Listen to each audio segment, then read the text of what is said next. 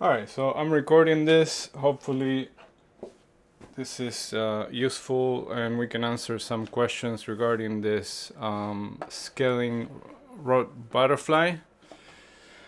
So for those of you who are not familiar with this trade, the idea of this trade is that we start with a 50 wide symmetrical butterfly, slightly in the money. So the short strikes, usually I place them about 10 to 15 points in the money on the put side, and the wings are 50 points.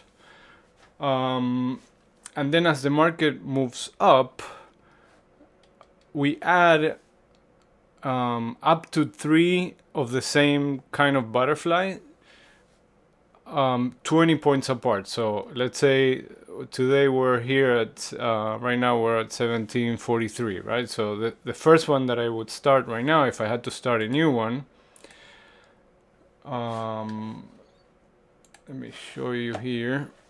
So I would go 45 DT.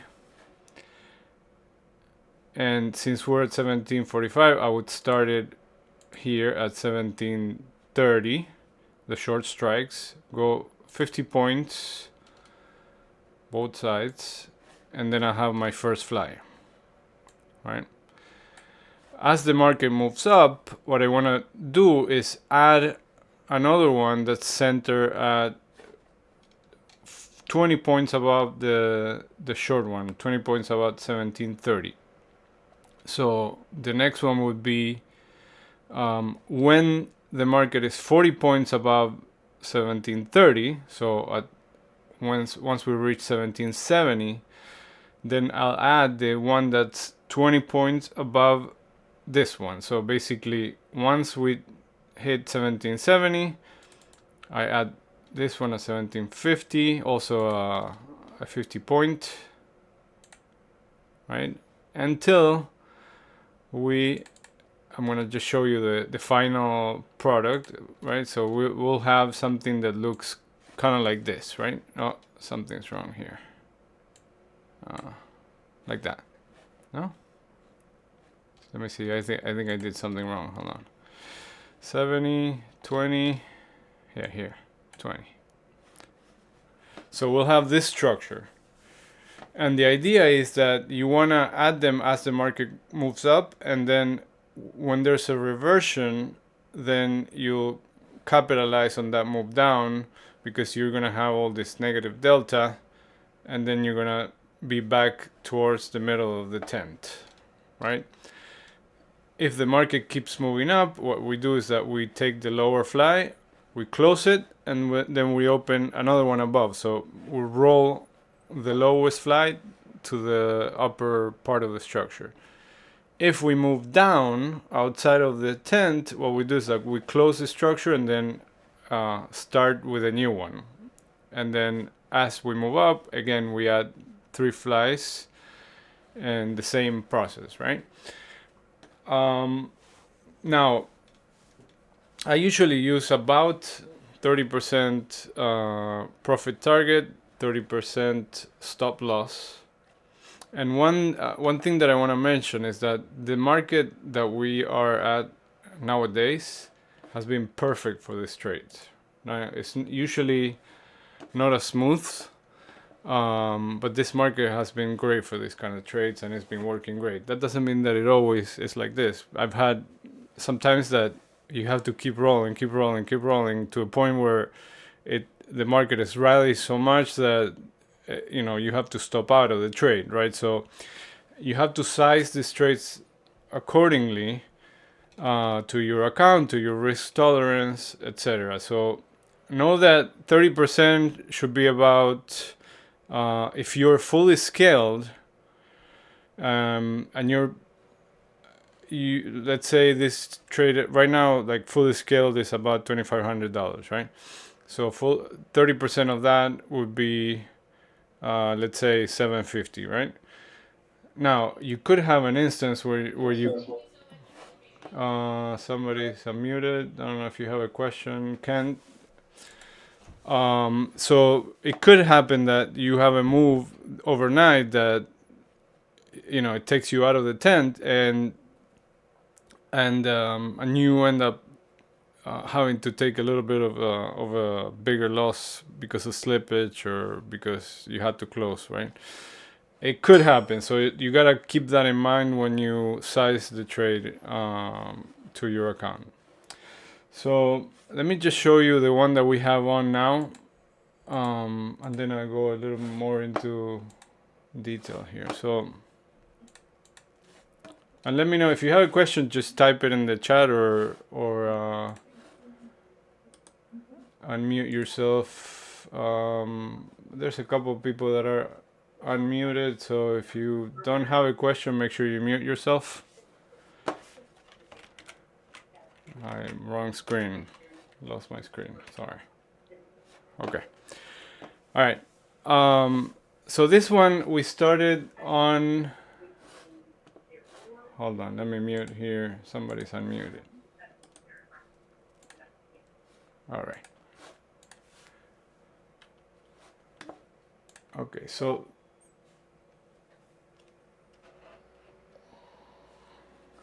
Yes, I'm gonna go into this in a second. So this is when we started this trade. We started it on the 25th of April. So we were at 1754. So we went about 10 points down, and we did this 50-point fly. Now, in this trade, I did two, so it's double the size, right? So I used two flies per tier. And then basically what happened during this trade is that as we moved up, first we pulled back a little bit, and we were in profit right away. But then we moved back up, and this market's been back and forth in the same area. So here we added the second. So we were here, right? So we moved 40 points above the 1740, right? We reached here 1780. So I added the second one. So this is what we have. Now, I wasn't able to add the third one because we never got to 1800, right? So days went by and we kept going back and forth. Here we got to 25% profit on only 7 days. Then we went back up. Here we came back again. So this market has been back and forth, back and forth. Let me see, we're on May 8th. Let me just jump to today, because basically what happened is that we kept going back and forth, and today we are at right here.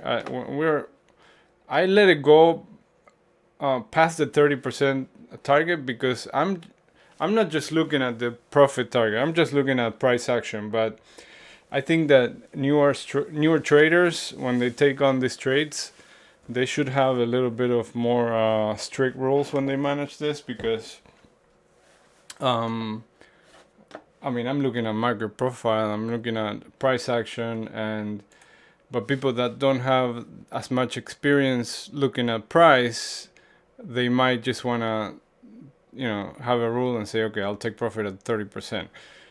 It's not a requirement. You can manage it however you want. Now, there's other options besides closing right now that I have, right?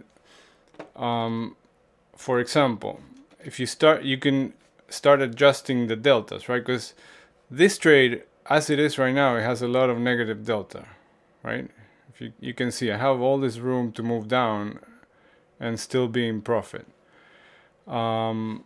But I can also, if I think that we're gonna get a big move up, I can either close right now, or I can take a wing, for example, and move it down, and take this wings and move it down.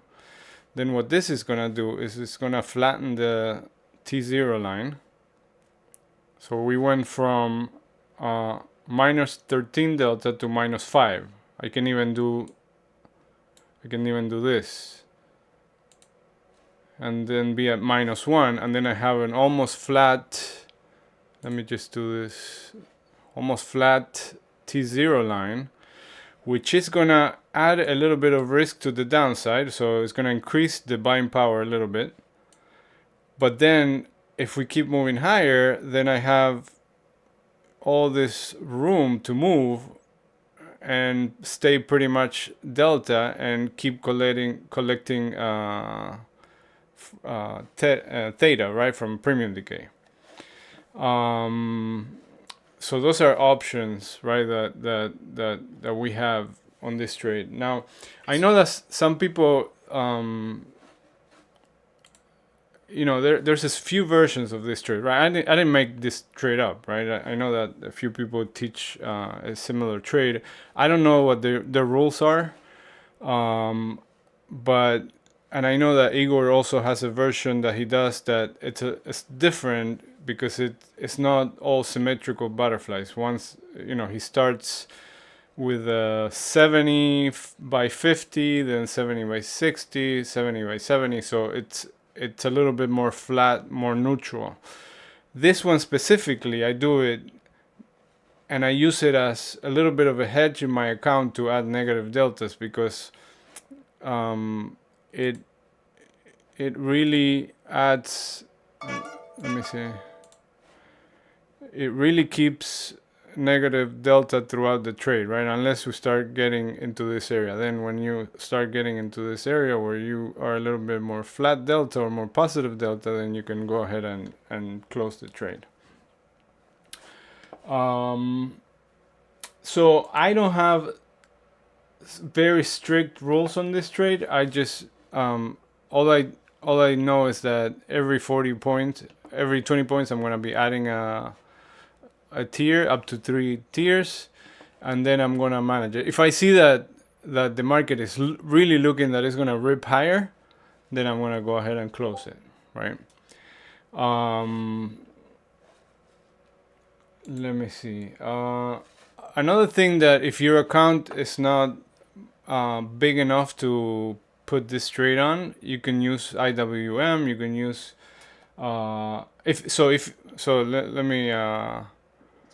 let me go back a little bit. If you use any other underlying that is not this, you're gonna have to adjust the size of each fly, right? Because it's gonna act differently.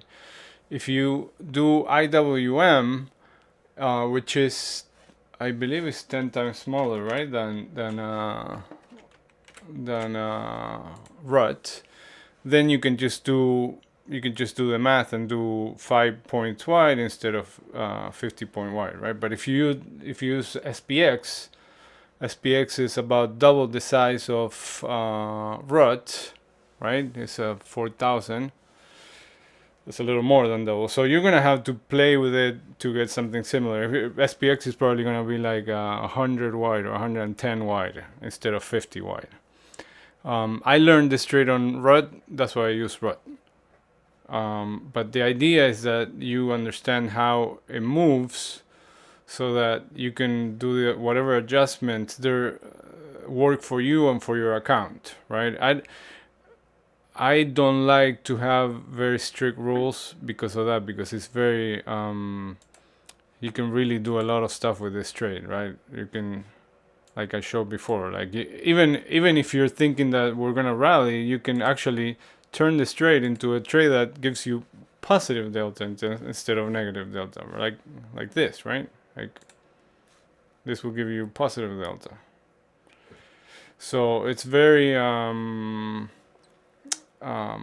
because you have all these legs, you can make a lot of adjustments that make sense for whatever market conditions. Let's see, what else? Now, when do I like to enter this trade? Usually I look for a little bump on IV. and I look at RVX, which is the kind of like the VIX for the Russell, and I look when there's a pullback, and I think that we're gonna start moving higher, so that I can start adding my flies as we move up. Is it making sense? Do you guys have any questions? Let me look in the chat. I thought I saw neutral and bearish flies with different mechanics in your trade. Yeah, so I have another one that I do that's a little more neutral. But I wasn't gonna talk about that one now. But I think I addressed part of it. No, so I always add them at the same expiration, right? So if I started with 45 DTE, but I add when we're at 31, I'm gonna add it in the same expiration, because if not, it's gonna be a mess. It's gonna be, different. You're dealing with different DTEs, different expirations. It gets a little messy. So I always add it in the same expiration cycle. The one that Igor does, and I think he posted it on somebody posted it on the chat. He starts with so let me see if I can do it here.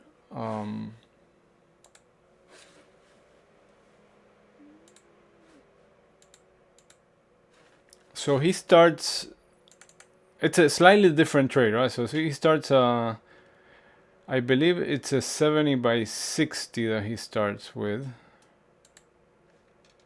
So this is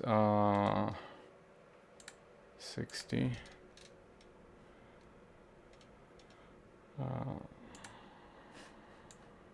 Is that 7? No, that's 6. So it starts like this, right? So it's a little more flat. And then as time goes, as we move higher, very similar, right? 20 points above, he adds another one, but the way he does it is that instead of adding another one that's 70 by 60, then the next one is 70 by kind of like that, so that it stays flat, right? Or it stays slightly negative. So basically you can control with the width of the wings, you can control both the risk and the delta that you have overall, right? So if I move this wing closer, I'm gonna have more positive delta. I don't know if you guys saw that, how it changed. But then also the risk is gonna change, right? Like here, the max risk is 4100, but if I move this up, I have less risk, right? But I have 37, 33, but then I have more negative delta, right? So you can use this as to collect premium and to manage the deltas, right? And use it if your portfolio is very positive delta, then you can have something, with a lot of negative delta in this trade to, when we pull back, it hedges a little bit. Now keep in mind that if the pullback is fast, the volatility is going to affect this trade in a negative way, right? Because you're going to have, when you increase volatility, this is what happens. You see the T lines go down, right? So you might have a situation where we move really fast, and then if this flattens down, and then you start, you're in a drawdown for the trade. So you got to keep that in mind. And the same thing happens the other way, right? Like if you start moving higher, volatility goes the other way, and then this is beneficial for the trade, because even though you start losing money because you're negative delta, the Vega helps you a little bit. Usually when you move up, volatility is going to start contracting, right? Let's see, what else can I say about this trade? I think that pretty much summarizes the gist of it. And you know, I've done a lot of these trades, and the more you do them, the more you see how they work and how they move and how they react to the market movements.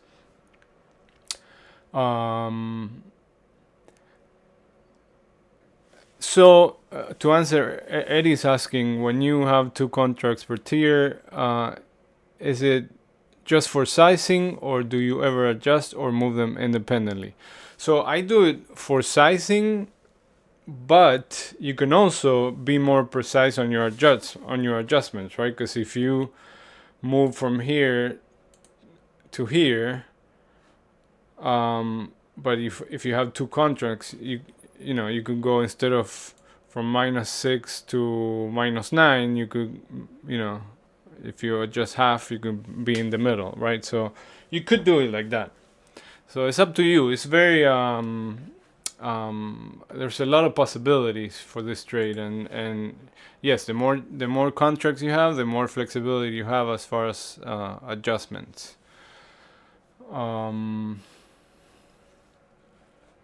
Is it making sense? Let me know if I'm being clear, if it makes sense, if you have questions, if it's useful.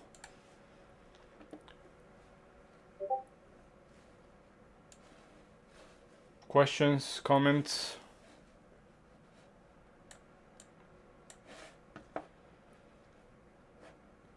So let's see, the one that we have now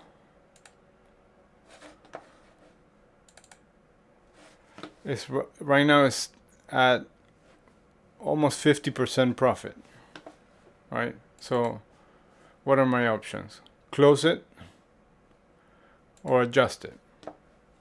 If I adjust it, what I could do is,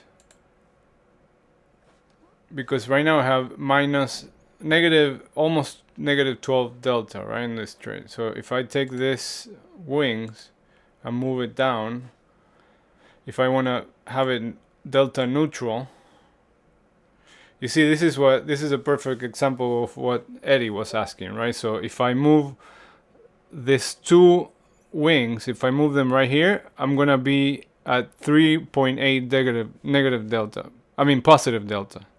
But if I do just half of it, I'm gonna be almost at 0, right? Like perfectly flat.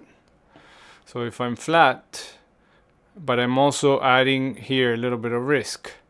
Now, you can also play with this, right? If you, let's say you want to keep the risk at 2600, what do? You go to the lower wings and you bring it in. You see how this is now almost the same risk, but now you have negative 3 delta, right? So you have to play around so that you get to a point when you're comfortable with the amount of risk that you increase it to and the deltas that you end up having. I'm gonna put one line here so that it's a little cleaner. So you see now I'm moving this wing right here into here and taking one of the contracts, moving it in from here, and then I end up with an almost neutral trade, adding a little bit of risk to the downside, not much, but then I can I don't have to worry if we get a huge rally now, because you know, before, if we get a huge rally and we get to 1800, I lose almost all the profits that I already have on the trade. Okay. Let's see, another question here. Do you typically only do this on RUT, or do you use others? So I was saying before, Kent, I learned this trade on RUT, and that's why I do it on RUT. I know the underlying, I know how it moves, I know how to size it up properly. And I've done it before when I used to have do this trade in a small account. I used to do it in IWM, and it works just as well. I don't do it in other underlines, but 100% can be done. you have to, like I said, if this is 50 for a 1700 product, right? If 1750 product, 50 wings, then you have to adjust it, right? Like for SPX, it might be that it's better to do it with 100. I haven't really played much with it, but you would have to find the appropriate size for the instrument that you're using it with.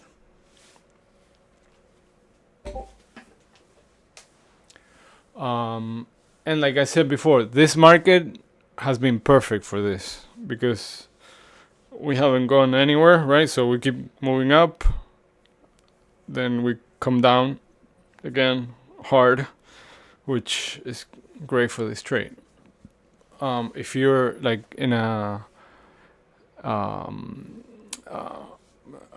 super bullish market, then you're gonna have to adjust a lot, and it could be a little taxing, right? Like you cannot do this trade and hope that it'll come back.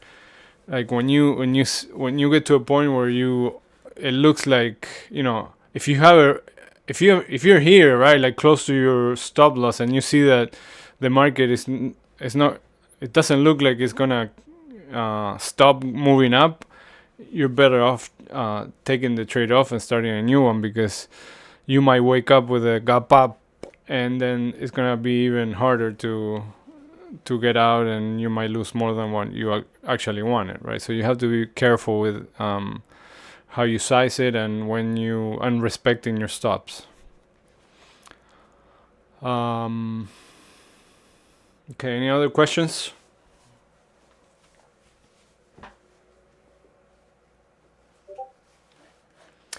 Yeah, I do 45 DT. I've done up to 50, 60. 60 seems a little on the limit, but between 45 and 55, somewhere around there. That's where I like to do it.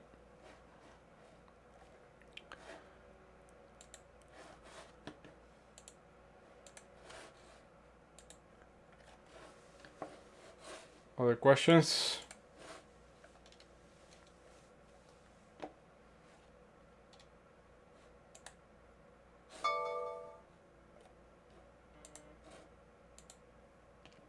All right. If this market didn't look as heavy today, I would close this today. But I'm looking at Russell looks a little heavy and looks like it wants to keep moving down. And we are very well positioned. We have already extra of what we were expecting. So even if we move down to 1680, right, which is like 5%, we have a huge, right, like a lot of room for this trade on the downside. If I see that we start moving up, then I might consider closing it soon. But even if we move down and then come back up, that is actually great for this trade, because we're gonna get time on our side, and then when we move back up, IV is gonna contract, and we're gonna be somewhere over here, right at 60-70%. So for now, I'm gonna leave it.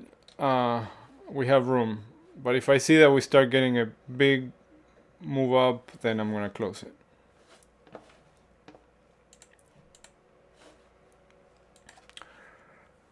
All right, if nobody else has any questions, then we can end it right here. But if you guys have questions, I'm here.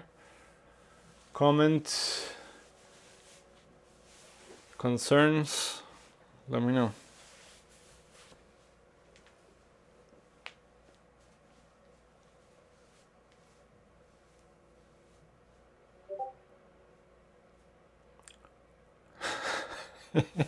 Try my best not to buy one, not making it easy.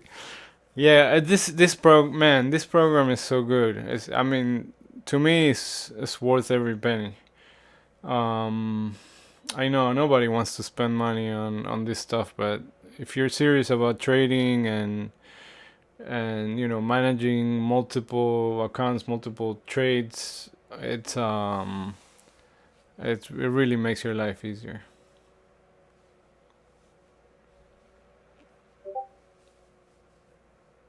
When you add tiers, are they always in the same expiration? Yes, they are always in the same expiration. And when I'm getting close to, I mean, we're here. We have 31 days in this trade, right? Like, we could close right now and start a new one. Use the capital for a new one.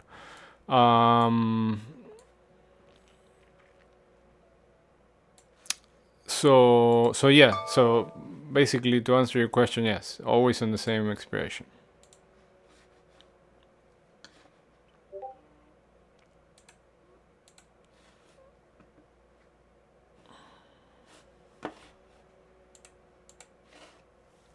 Any more questions?